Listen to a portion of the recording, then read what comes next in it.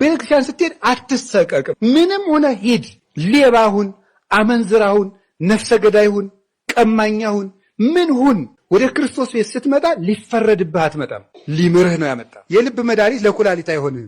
ለኩላሊት የሚሆነው ለጨጓራ ይታዘዛል። ለሌላ በመሆኑስ ቀርቶ ሳይድ ኢፌክቱ በቀረልን። የእግዚአብሔር ቃል ግን ለሁሉም በሽታ የምናዘው አንድ መድኃኒት ነው። መድኃኒቱ አንድ ነው፣ ለሁሉም በሽታ ይታዘዛል። አንድ ሰው የእግዚአብሔር ስለሆነ ጤና ያገኛል ማለት አንችልም። የእግዚአብሔር ባለመሆኑ ጤና ያጣል ማለትም አንችልም። ታማችሁ ጸበል ተጠምቃችሁ ስላልዳናችሁ እግዚአብሔር ትቷችሁ አይደለም። ስለዳንም ከሰው ለይቶ እግዚአብሔር ስለወደደን አይደለም። መከራ ትዕግስት ያስተምራል፣ ትዕግስትም ተስፋን ያስተምራል፣ ተስፋ ደግሞ አያሳፍርም ይላል። ቤተ ክርስቲያን የመሄድ የመጀመሪያው መስፈርት ምን እንደሆነ ታውቃላችሁ? ምህረት ማድረግ ነው።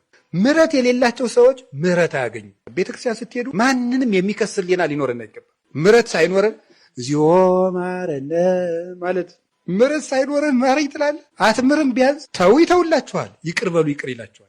ወንዶች በሽታቸው ምንድን ነው? ዝሙት። ሴትን ባዩ ቁጥር በዝሙት መነደፍ ማለት። ሴቶች የእነሱ በሽታቸው ምንድን ነው? ትውዝፍት፣ ጌጥ ማብዛት ማለት። የካህናት በሽታቸው ምንድን ነው? ትዕቢት ነው። አይምሯችን ረቂቅ፣ እግዚአብሔርን የሚያሰላስል፣ ስለ እግዚአብሔር የሚናገር፣ ስልጣናችን ምጡቅ፣ ተወዳዳሪ የሌለው ማለት ነው።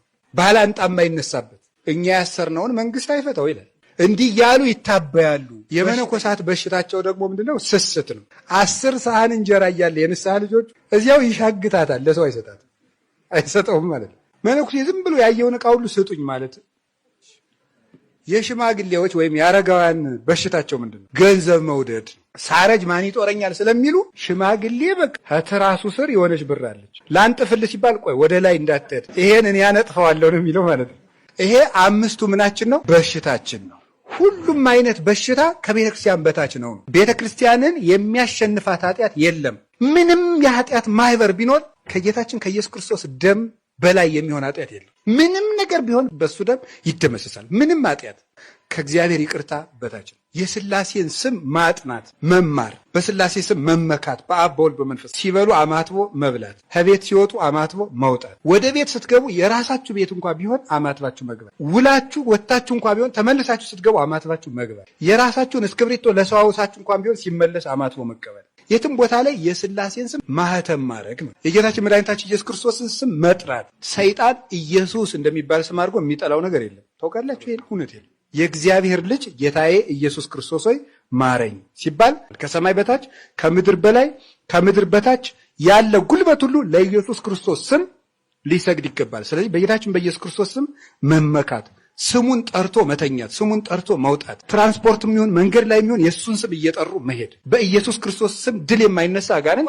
የለም። እስቲ እግዚአብሔር ያሳያችሁ። ራሳችሁን ለመለወጥ ስንት ዓመት ለፍታችኋል? ደጋግሞ የሚጥለንን ኃጢአት ለመላቀቅ ስንት ዓመት ነው የደከማችሁ? 7 ዓመት ጣርኩኝ፣ አንድ ኃጢአት ግን ሊለቀኝ አልቻለም አትበል። አምና ባይሳካ ዘንድሮም ጣር፣ ዘንድሮም ባይሳካ ከርሞም ጣር። 38 ዓመትም 40 ዓመትም 50 ዓመትም ሊያደክም ይችላል። ሕይወትን ሙሉ ለሕይወት ይጣርለታል። ደግሞ ጌታችን ኢየሱስ ክርስቶስ እንራመድ እንጂ ከቤተ ክርስቲያን ብቻ እንውጣ እንጂ አንድ ቀን ይመጣና ልጄ ተነስ ማለቱ አይቀርም። እድገት ነው ክርስትና፣ እድገት ነው እንጂ አንድ ጊዜ የተወሰነ ወይም እድል አይደለም። እንደ እድል ተሰጥቶ አንድ ያለቀ ነገር አይደለም።